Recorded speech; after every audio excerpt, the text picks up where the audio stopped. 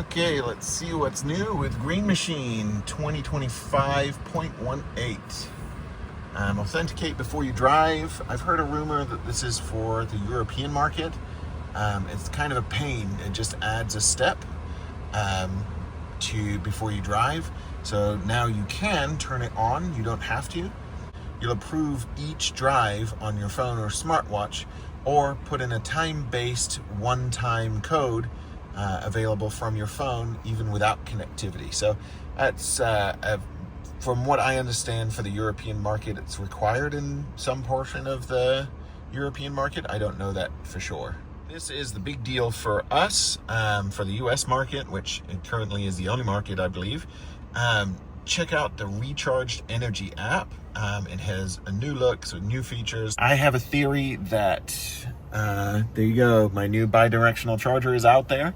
I have a theory that the reason they're doing this updated energy app is a part of rolling out bi-directional charging capabilities from the Rivian, so that people aren't confused.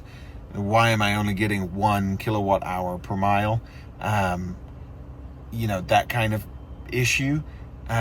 So you'll be able to see, oh, I used 70% of my energy today powering my house, or whatever the situation is. So I have a theory that's part of why it's set up that way. We'll see. I'm going to test it out once the bidirectional capability is rolled out to my point guard energy system. And we'll see if it functions with Rivians. I know it's been tested. I'm not sure if Rivian's allowing it full time yet.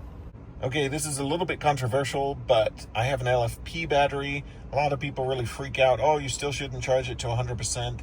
It's fine. Just use your vehicle for what it's intended for. It's recommended right from Rivian. Charge it to 100%. I think it's at least once a week. It says regularly charge to 100%. From my understanding, there's been some decent studies. Sorry, my baby's just so cute.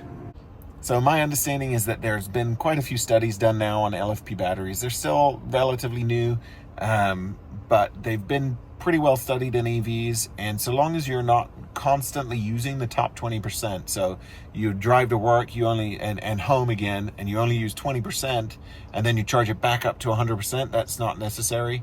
So if you drain it, basically the more you drain it between charges to 100%, the better it is for the battery, so that it knows its voltage more consistently than if you charge it to 70% or 80%. Schedule looks a little different, and you can use the graph. It shows your kilowatts per hour. The whole thing is just a little bit better laid out. I obviously have my time of use hours in there for 0 to 6, but now that I have the capability to have excess solar run to it during the daytime, that's going to be my primary charging method during the week.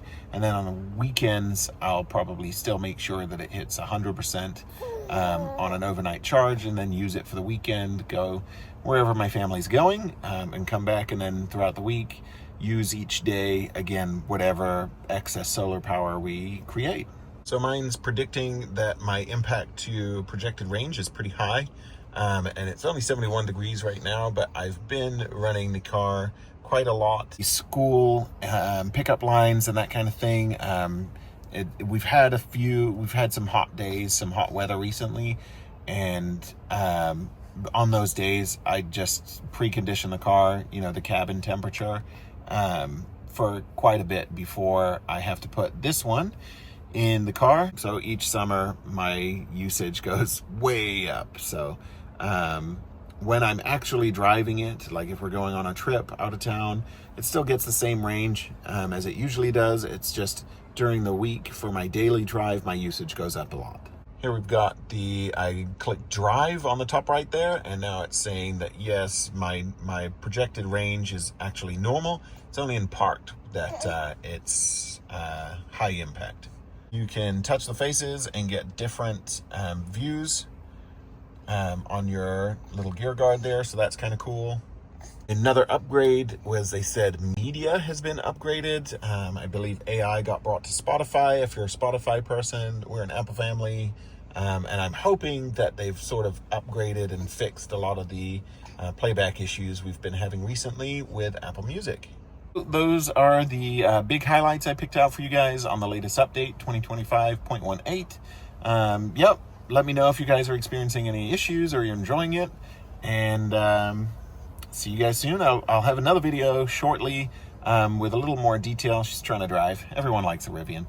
I'll have another video with some more detail on the point guard energy system and how it's working, especially once the bidirectional capabilities rolled out, and if that's working, if Rivian has allowed that yet or not. So stand by.